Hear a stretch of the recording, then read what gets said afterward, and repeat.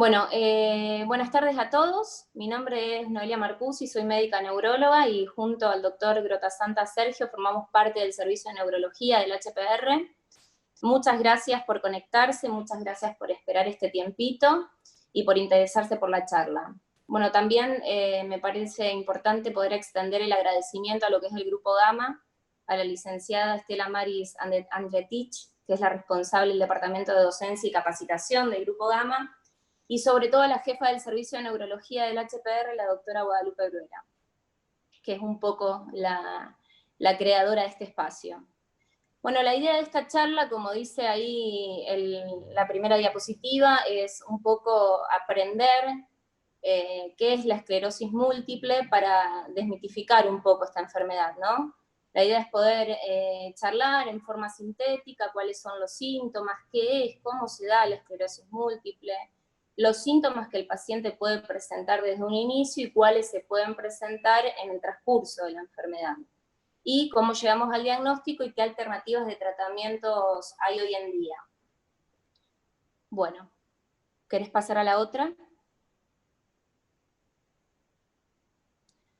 Bueno, creemos importante empezar con un poco de historia, ¿no? Para hablar de esta enfermedad. Entonces, podemos decir que fue descrita por primera vez en 1868 por el profesor francés Jean-Martin Charcot, que es conocido como el padre de la neurología, en donde describió la esclerosis múltiple como una esclerosis en placa diseminada, comenzando a estudiar pacientes que presentaban determinada alteración en la coordinación de los movimientos, que nosotros en la parte médica llamamos ataxia, trastornos al articular la palabra, que nosotros denominamos disartria, y temblor. La próxima. Pero bueno, entonces, ¿de qué se trata esta enfermedad? La esclerosis múltiple es una enfermedad autoinmunitaria que está dirigida contra la mielina de las neuronas del sistema nervioso central, ¿sí? Entonces, acá hay un montón de conceptos quizás para muchos de ustedes conocidos, para otros no tanto. Entonces la idea es por ahí aclarar qué es la mielina, qué es el sistema nervioso central, a qué nos referimos cuando hablamos de enfermedad autoinmunitaria, ¿sí? Entonces, cuando hablamos de enfermedad autoinmune, queremos decir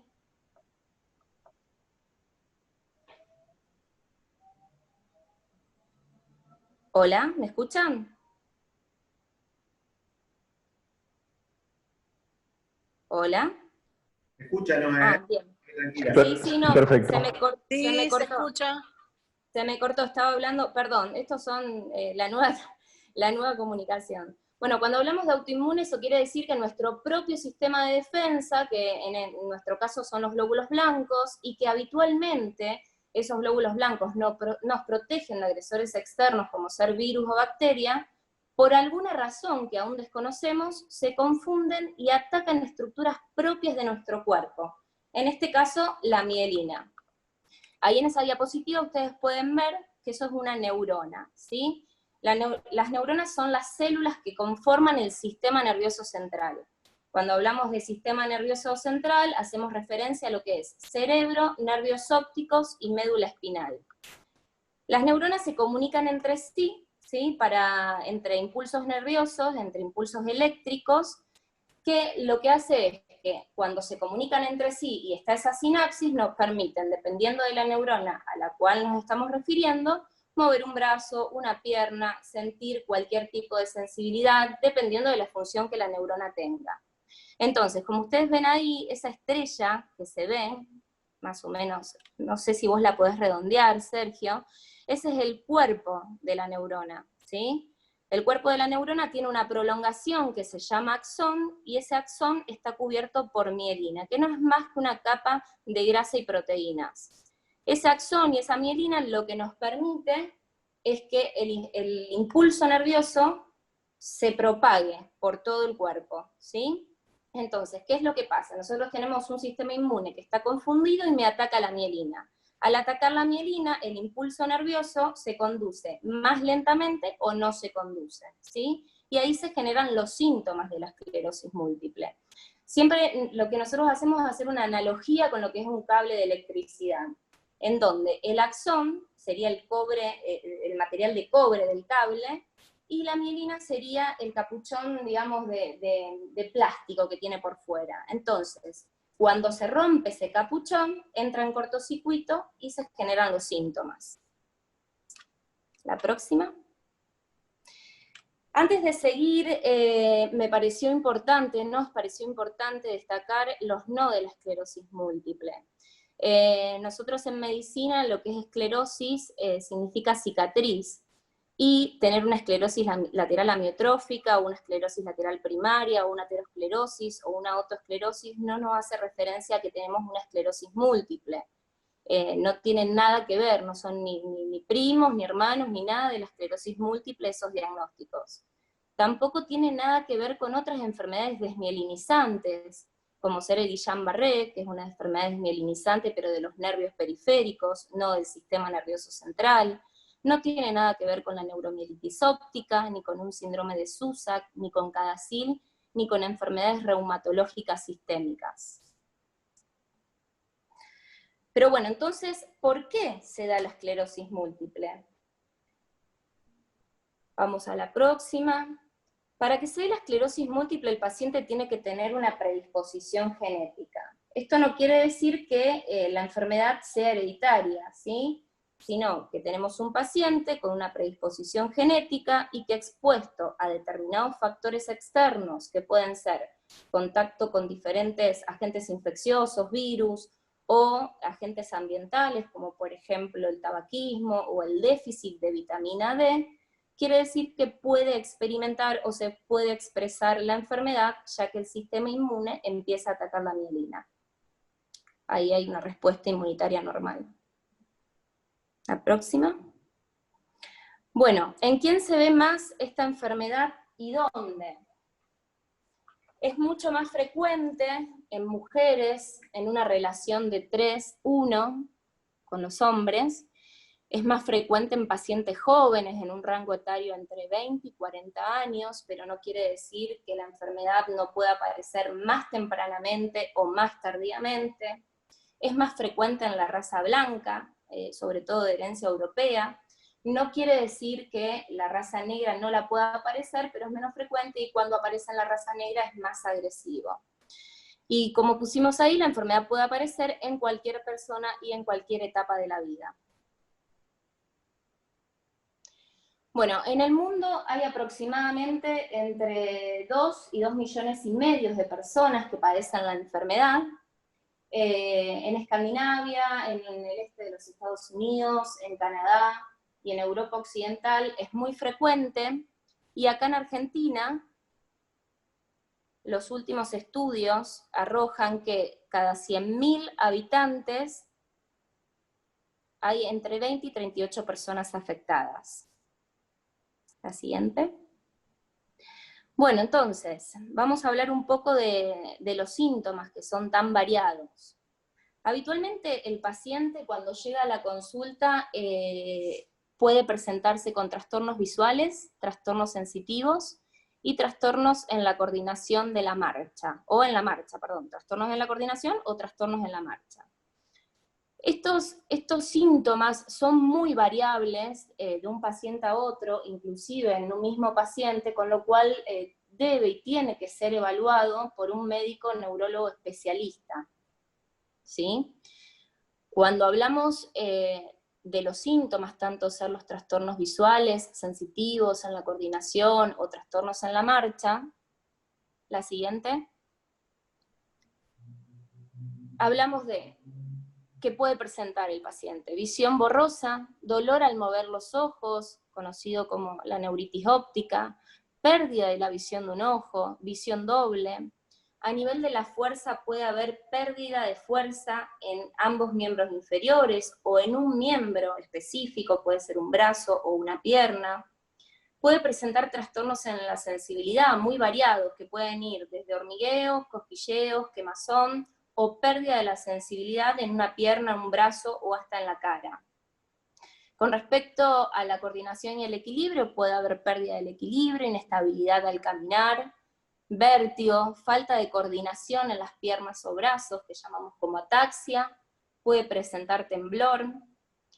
Puede presentar alteraciones vesicales, como ser los deseos de orinar muy frecuentemente, que nosotros llamamos urgencia miccional, o incontinencia urinaria. Y a nivel de lo que es la sexualidad, puede presentar impotencia o pérdida o disminución del deseo sexual.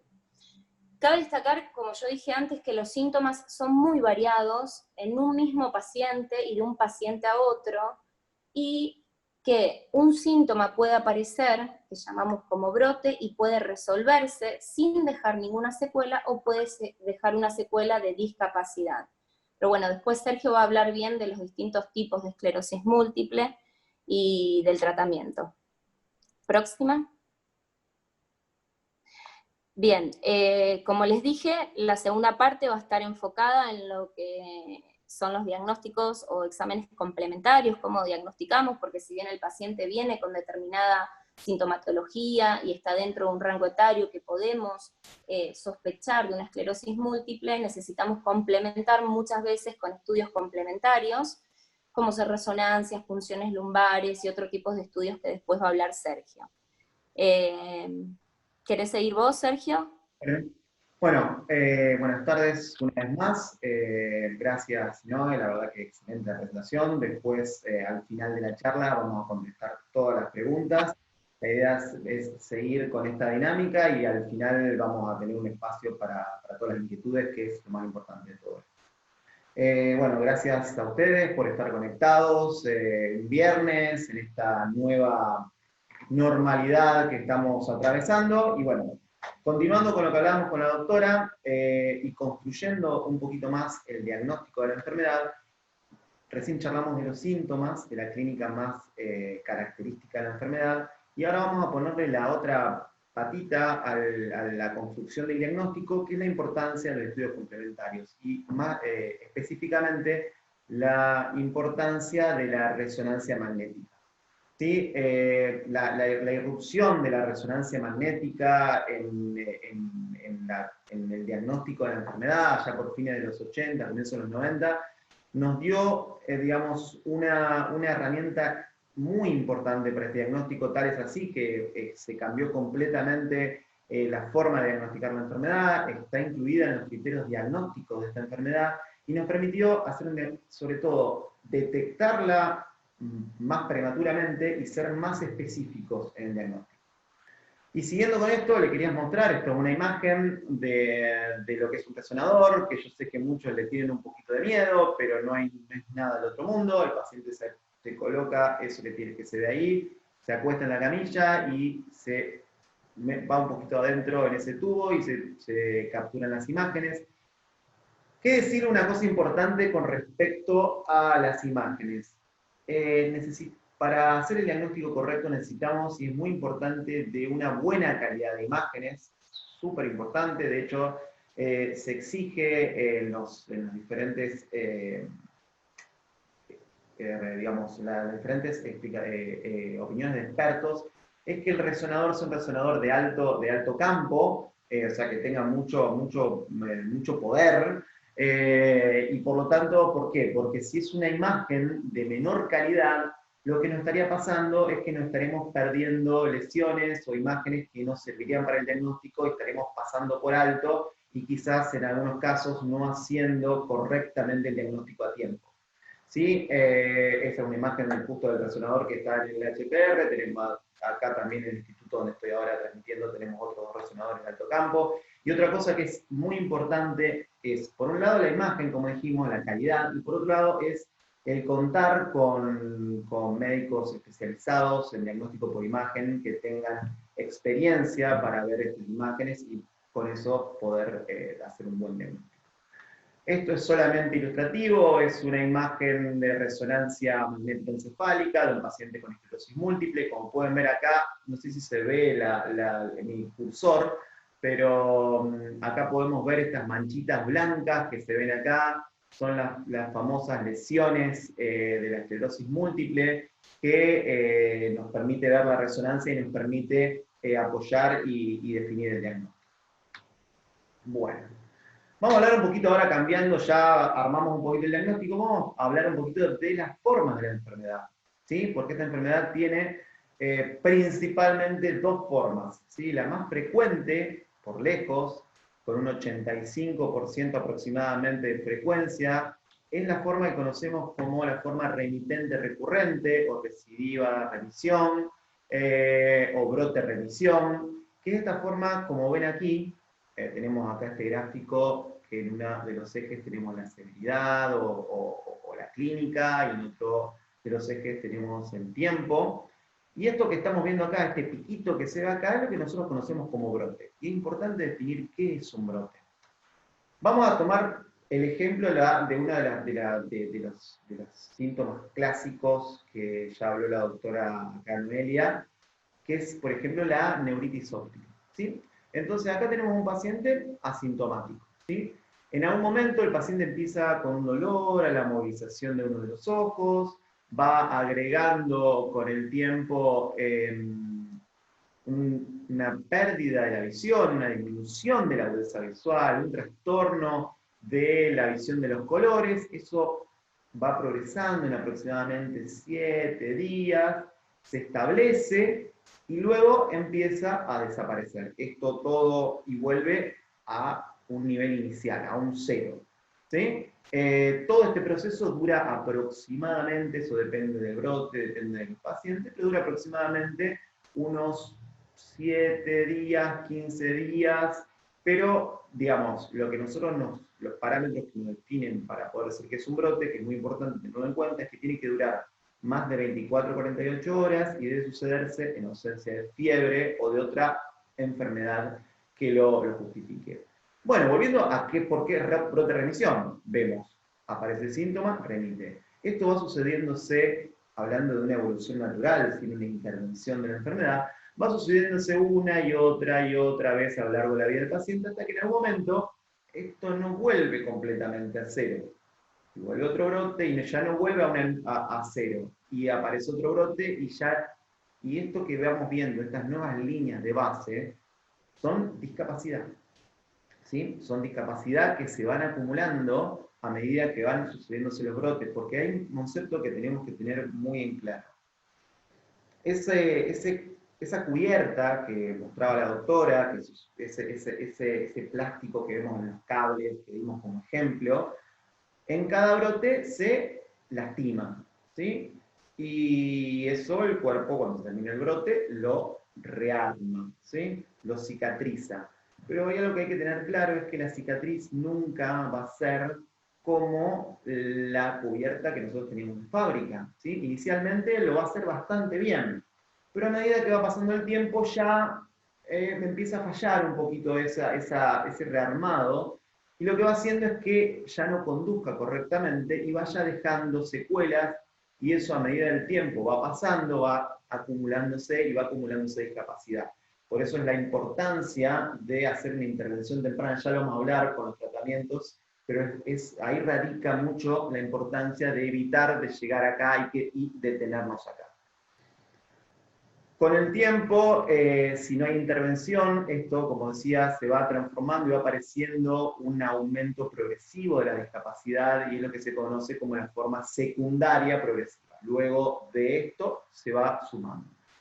Y otra de las formas de inicio de la enfermedad que nos queda, que por suerte es la forma menos frecuente, pero que también hay que tenerla en cuenta, es la forma primaria progresiva, cuando desde el inicio, más allá, independientemente de los brotes, estamos teniendo de fondo otro proceso fisiopatológico que es la degeneración. Esto ya lo vamos a hablar mejor, pero esta es otra de las formas de la enfermedad, la forma de la evolución de la enfermedad. Entonces, ¿por qué, como decía antes, es tan importante el diagnóstico temprano de la enfermedad?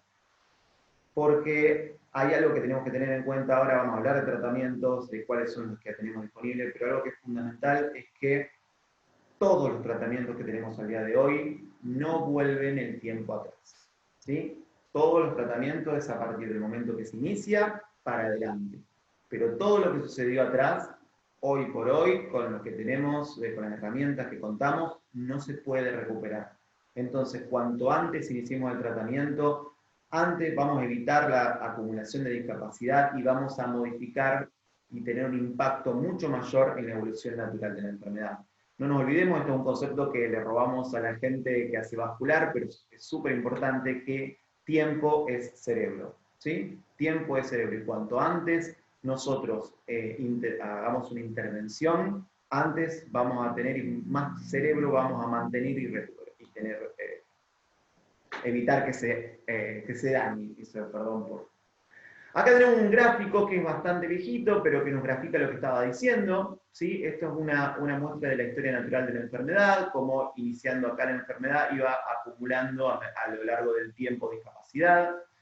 Si nosotros intervenimos en forma tardía, vemos cómo se cambia la evolución, pero ya tenemos esta discapacidad acumulada.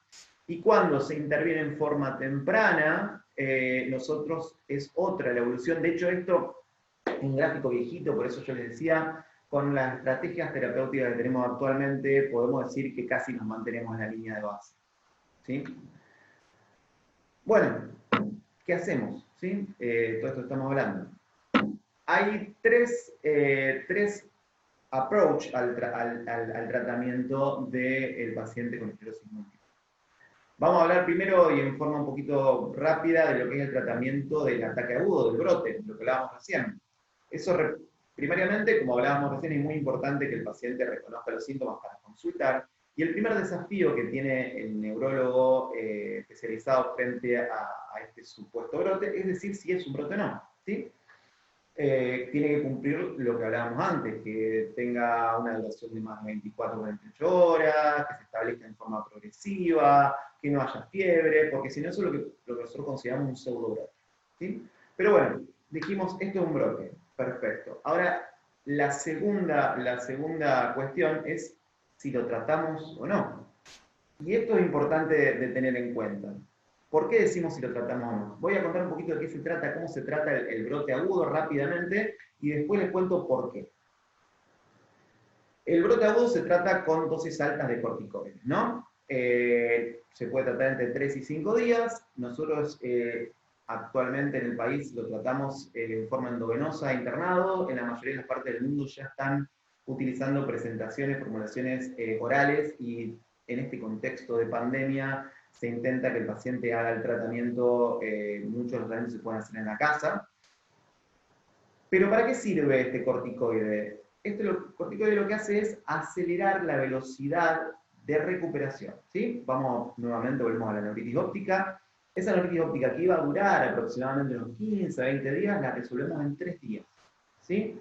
Pero hay una cosa a tener en cuenta que es muy importante, que este tratamiento del brote no va a modificar a largo plazo la evolución de la enfermedad. No va a cambiar absolutamente nada. Solamente hablamos de tiempo de recuperación. Entonces, ¿a quién tratamos y a quién no tratamos?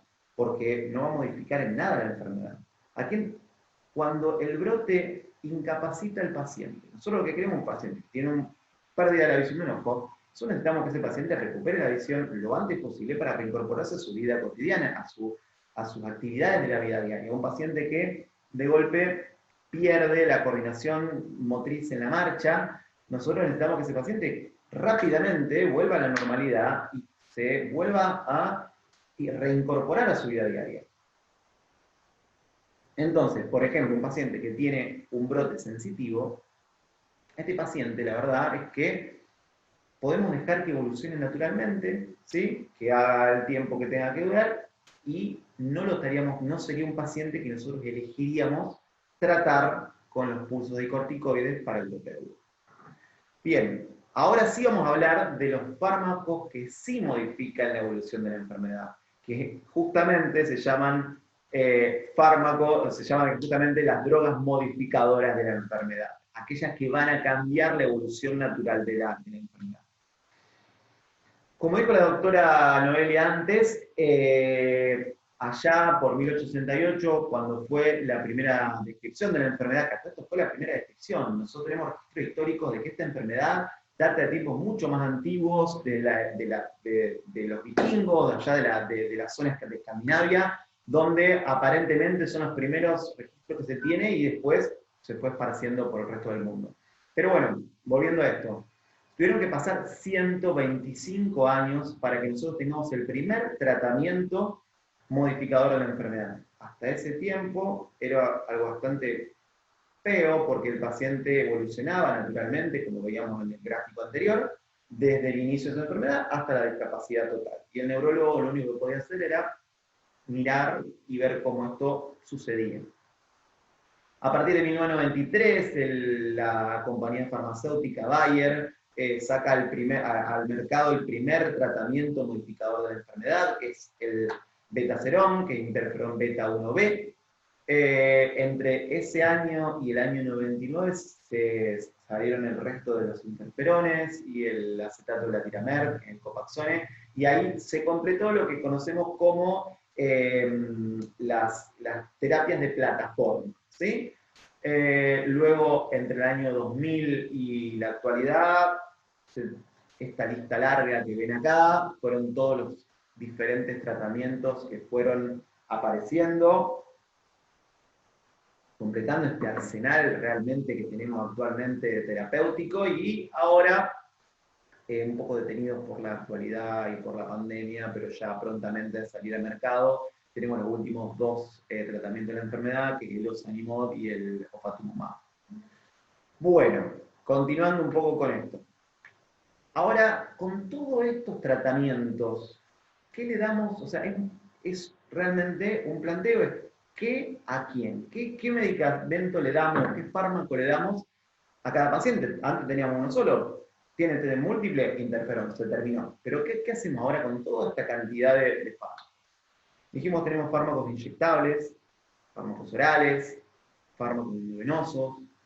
Al mismo tiempo, pensando en la actividad del fármaco, en la efectividad, tenemos fármacos de baja actividad, de moderada actividad, de alta actividad. Pero fundamentalmente lo que nosotros tenemos, más allá de todo eso, nosotros tenemos diferentes tipos de pacientes. Y eso es un concepto súper importante para tener en cuenta. Lo que sigue es que hubo un cambio total con toda esta aparición de drogas nuevas, un cambio total de paradigma en el abordaje del paciente, y ahora lo que se tiende a hacer es la individualización, perdón por cómo se me traba, la individualización del tratamiento, lo que se llama la confección del traje a medida. ¿Y cómo confeccionamos este traje a medida?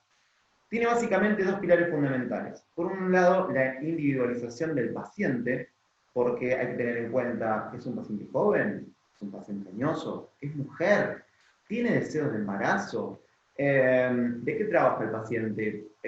¿Viaja? ¿Está mucho tiempo? ¿Tiene comorbilidades? ¿Es hipertenso? ¿Es diabético? Bueno, eso es por un lado, tener en cuenta la singularidad de cada paciente.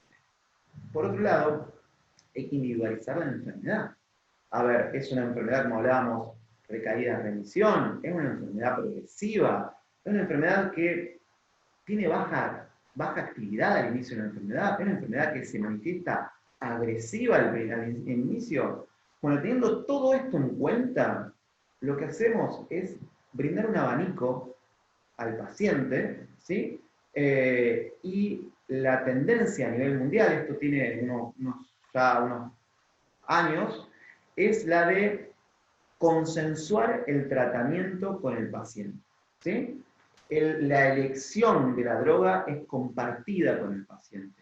Yo lo que voy a hacer es brindar, bueno, teniendo en cuenta todo lo que hablaba antes, brindar una cierta cantidad de drogas que son para ese tipo de paciente con esa enfermedad, explicarle al paciente cuáles son las diferentes vías de administración, explicarle al paciente cuáles son los probables eventos adversos que puede presentar cada droga, explicarle al paciente cuáles son los controles, no todos los pacientes, no todas las drogas tienen los mismos controles, y que el paciente, con toda esa información, discutiéndolo con el neurólogo, se tome una elección de un tratamiento.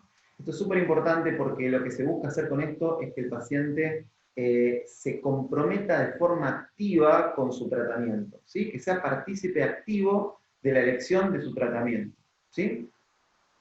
Y bueno, con respecto a eso, vamos a hacer lo último que nos quedaba entre los tres, habíamos dicho que había tres tipos de tratamiento: el tratamiento del brote agudo, el tratamiento de fondo de la enfermedad, y por último nos queda el tratamiento de toda esa sintomatología crónica que presenta el paciente múltiple,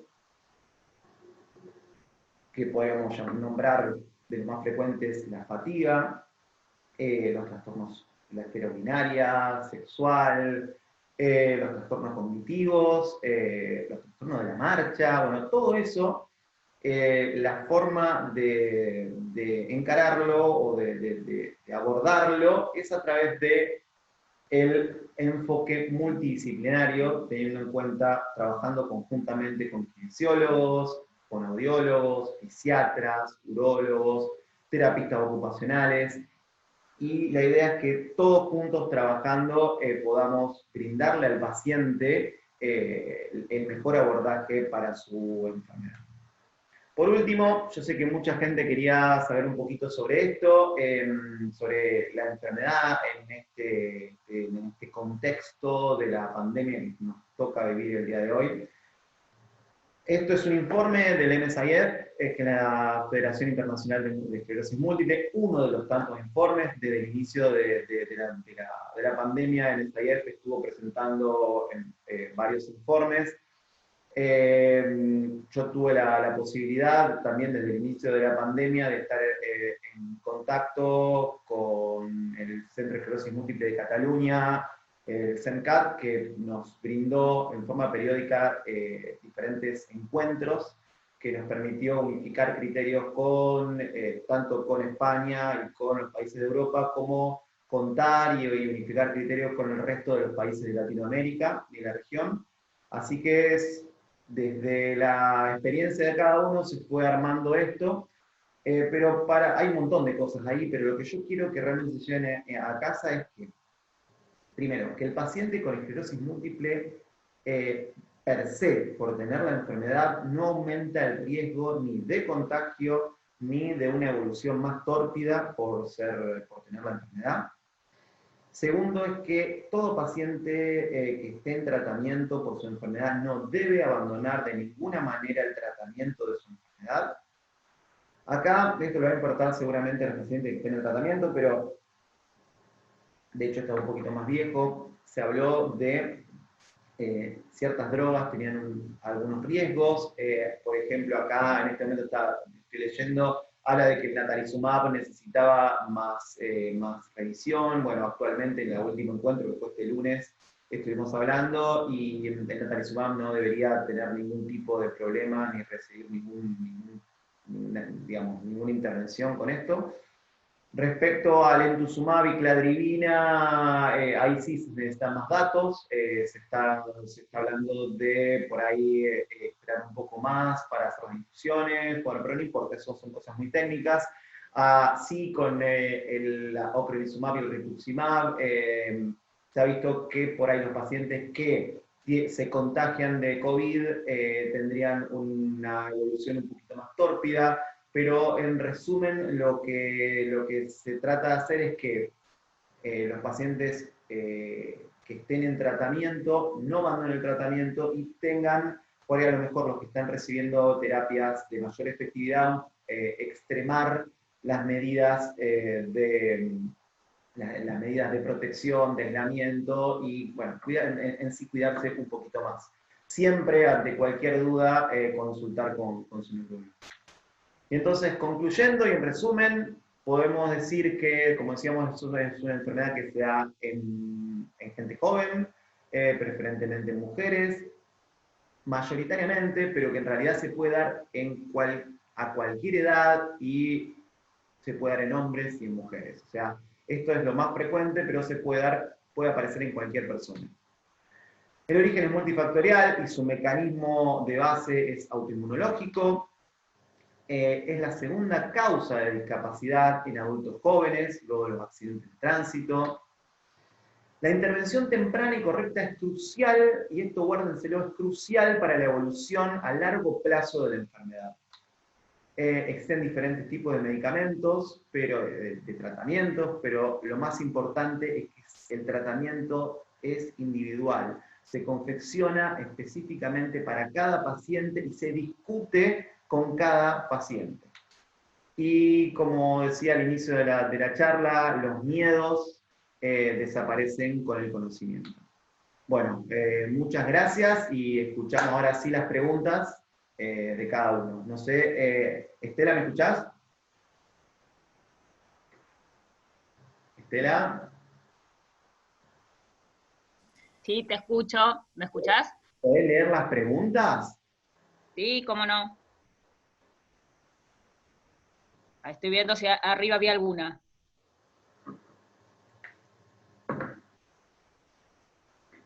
Acá tenemos una pregunta de Diego. ¿Para la PP hay tratamientos y cuán efectivo es? Sí, bueno, el tratamiento para la forma primaria progresiva es bastante nuevito. Creo que, si no me falla, no soy una persona de una gran memoria para fechas, pero datará de 2, 3 años. Es el ocrelizumab, ¿sí? Un anticuerpo monoclonal que lo tenemos hace un poquito. Y ahora uno de los nuevos que están saliendo, que es el ofatumumab, también va a ser un tratamiento para esta forma de la enfermedad. Lo cierto es que tiene un impacto demostrado en ensayos clínicos de modificar la evolución de la enfermedad. Siempre lo que hay que tener en cuenta es que el diagnóstico temprano, una vez más, porque siempre al inicio de la enfermedad hay un componente inflamatorio mucho más activo que lo degenerativo. Entonces, cuando se empieza a hacer, o sea, este tratamiento para las formas progresivas tiene mucho más efecto cuando se da al inicio de la enfermedad y sobre todo, esto hay que decirlo, en pacientes jóvenes y con mucha actividad inflamatoria en resonancia. Creo que esto no se responde.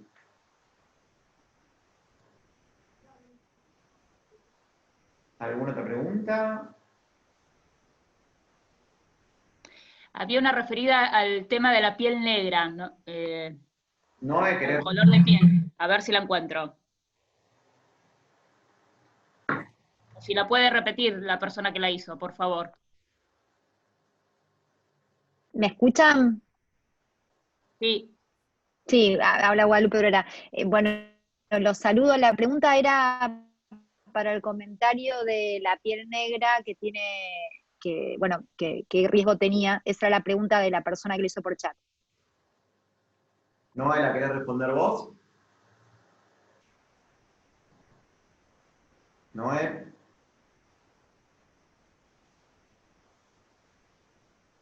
Bueno, mientras Noelia se conecta o busca la respuesta, hay otra pregunta más, Sergio, referida a si la esclerosis múltiple es una causa para jubilación, para discapacidad laboral. Con respecto a eso, esto es una cuestión más administrativa, pero sí, es aconsejable que los pacientes que son diagnosticados hagan el trámite de discapacidad, porque eso va a allanar un poquito el camino con el tema de los pedidos de medicación, con los pedidos para rehabilitación. Es una cuestión más administrativa, ¿no? No es una cuestión de que el paciente sea discapacitado, sino que para las obras sociales eso tiene otro tipo de impacto cuando uno pide la medicación, pide la rehabilitación y algunas otras cositas por ahí, pero más o menos por ahí. O sea que la recomendación sería para que los pacientes que tienen el diagnóstico puedan tramitar el certificado para que así no tengan una discapacidad importante, como pasa con lo que decía recién el doctor, que si uno diagnostica tempranamente y puede hacer los tratamientos, no tengan discapacidad, igual vos le recomendás que se lo hagan para que favorezca todo el resto de los trámites. Sí, sí, Bien. es una cuestión administrativa. Hay otra... Pero que realmente como hay tanta burocracia y tanto problema con respecto a las medicaciones y un montón de cosas de parte de las obras sociales, por ahí la discapacidad, el trámite de discapacidad pone una presión diferente y allana bastante el camino para las cosas, para los pedidos. Noé, vos Sergio, hay... Sí. Noé. Bueno, respondo si Sergio, no. Sí. hay otra pregunta más. Respondé lo de la parte de la piel negra y hay dos preguntas más que te voy haciendo. Sí, epidemiológicamente se ha visto que la frecuencia de la esclerosis múltiple específicamente en pacientes de piel negra es mucho menor, bastante menor que los pacientes de piel blanca, sobre todo los pacientes que son, digamos, descendientes europeos. Sí es cierto que los pacientes, por ejemplo, de piel negra tienen mayor probabilidad, esto hablamos de probabilidades, no no es nada absoluto, tengan más probabilidades de desarrollar formas progresivas de la enfermedad. Por ejemplo, otra de las enfermedades demielinizantes o de esta familia, que es la enfermedad, la neuromielitis óptica, esto cambia. Por ejemplo, la neuromielitis óptica es mucho más frecuente en pacientes de piel negra o mestizo que en pacientes blancos. Es una cuestión de predisposición genética. Bien, otra pregunta, Sergio. Si hay algún determinante en el laboratorio que ayude al diagnóstico temprano, si hay algo que uno pueda pedir que podamos hacer el diagnóstico de M tempranamente. Cuando yo hablo de los criterios diagnósticos, uno tiene que establecer una temporalidad de las lesiones. ¿Sí? Tiene que establecer dos conceptos rápidos, es que se disemine en espacio, en la resonancia, que tenga muchos lugares, y que se disemine en tiempo. ¿Sí? Esto lo necesitamos para el diagnóstico.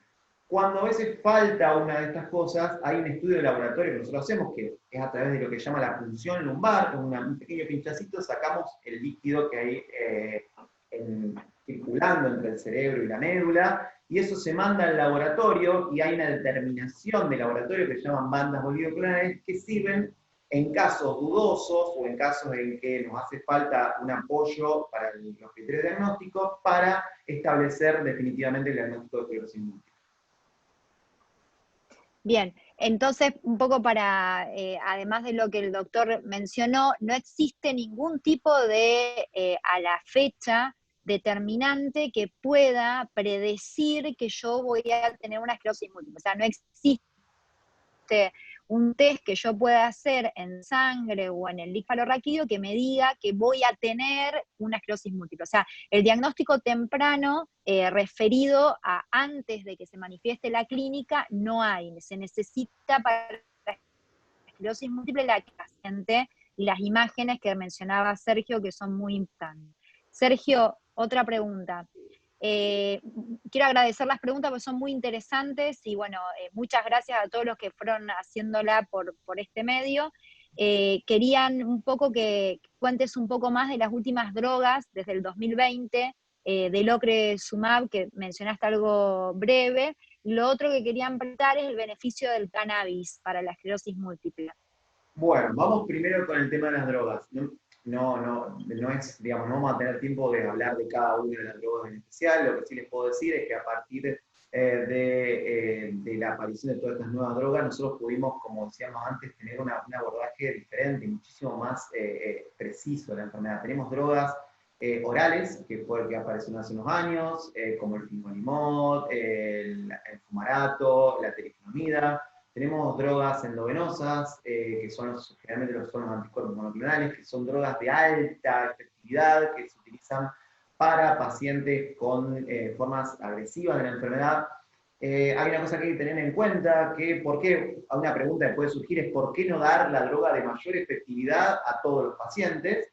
Y la respuesta es que claramente cuanto nosotros más subimos en efectividad de la droga, en poder de la droga, para decirlo de alguna forma, también nos cargamos y suben los eventos adversos. Entonces, ahí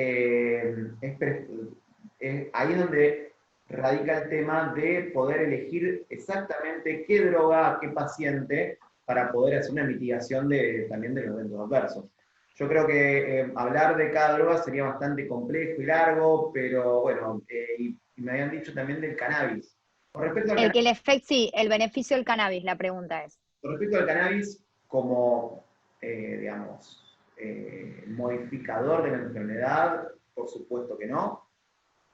Hay trabajos de cannabis, de hecho hay presentaciones comerciales, no acá en el país, que se utilizan sobre todo para lo que es espasticidad, que es cuando en forma secuelar el paciente queda con una rigidez de los miembros, entonces se utiliza para aflojar esos miembros, y también se utiliza para lo que es el dolor neuropático, que es el dolor que a veces se produce en estos miembros endurecidos.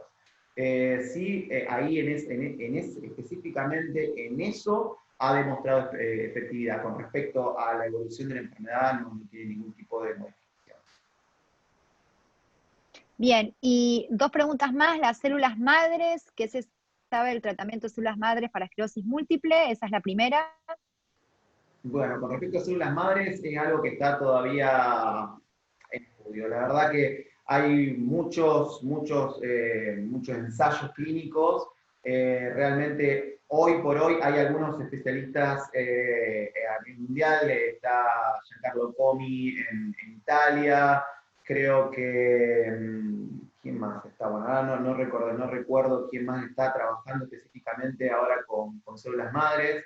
Giovannoni creo que en Inglaterra, pero por ahora no hay resultados concluyentes, así que hasta que eso no demuestre una efectividad que pueda, no tengamos la evidencia, por ahora lo dejamos en que está en estudio. Y realmente nosotros con las drogas que tenemos actualmente tenemos una respuesta muy buena, o sea que y en una forma menos agresiva que con las células madre. Así que por ahora veremos acá algunos años cuando hagamos otra vez la charla qué podemos presentarles con respecto a eso. Bueno, y te hago la última pregunta, si existe en Argentina algún centro de rehabilitación especializado, ¿no?, para esclerosis múltiple. De rehabilitación, específicamente rehabilitación, en Buenos Aires hay varios centros que, digamos, hay unidades, centros de esclerosis múltiple que tienen sus centros de rehabilitación.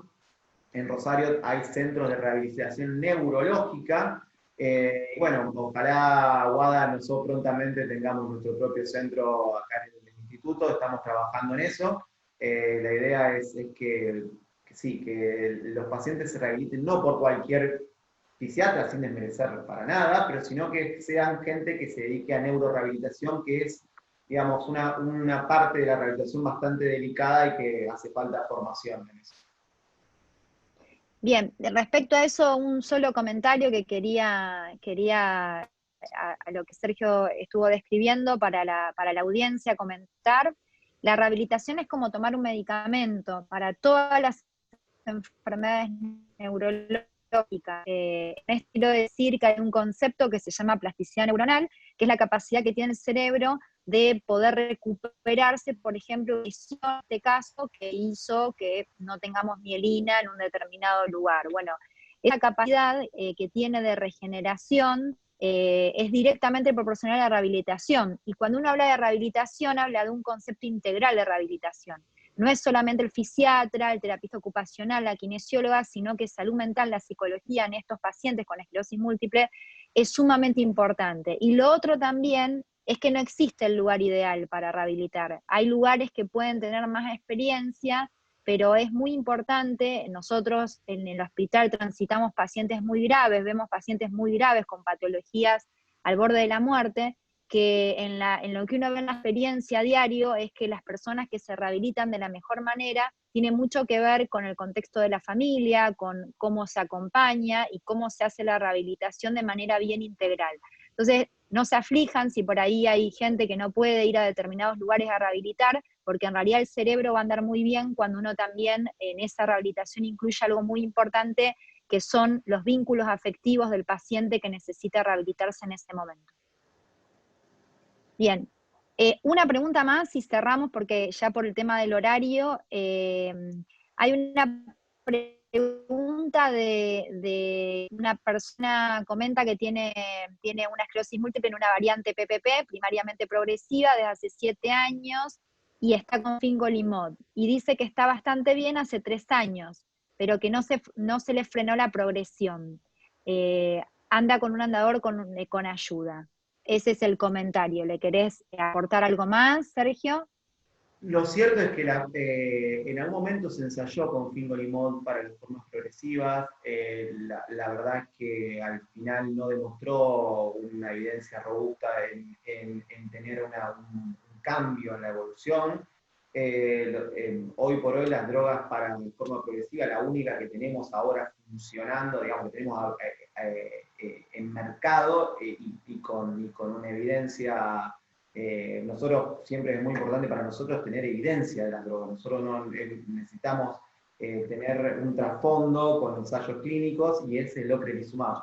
El tema es que hay que analizar cada caso en forma particular porque es muy importante en las formas progresivas iniciar tempranamente con las drogas cuando digamos, el componente inflamatorio está más presente, pero habría que evaluar, digamos, eso es particular de su neurólogo, pero habría que evaluar la posibilidad, quizás, hay otra droga que se llama rituximab, que es exactamente lo mismo que el ocrelizumab, que son dos anticuerpos iguales, anti-CD20, que lo único que varían es la proporción, esto va a ser gracioso, pero es la proporción de ratita que tienen. Uno se considera como uno es quimérico y otro es humanizado, y uno tiene un poquito más de ratita en su conformación y el otro un poquito menos, pero son exactamente iguales. Y por ahí a lo mejor en pacientes que ya van evolucionado por una cuestión burocrática no le van a autorizar el ocrelizumab, y el rituximab se puede utilizar tranquilamente para el tratamiento de las formas progresivas que ya están avanzados. ¿Cuánto puede variar la evolución? Y es bastante difícil de decir con esta poca información que tengo. Bueno, perfecto.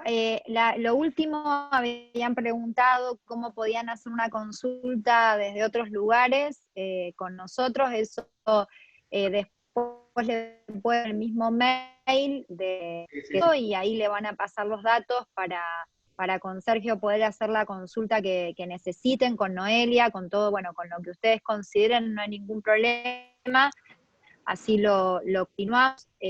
Bueno, quería agradecerles a todos la participación.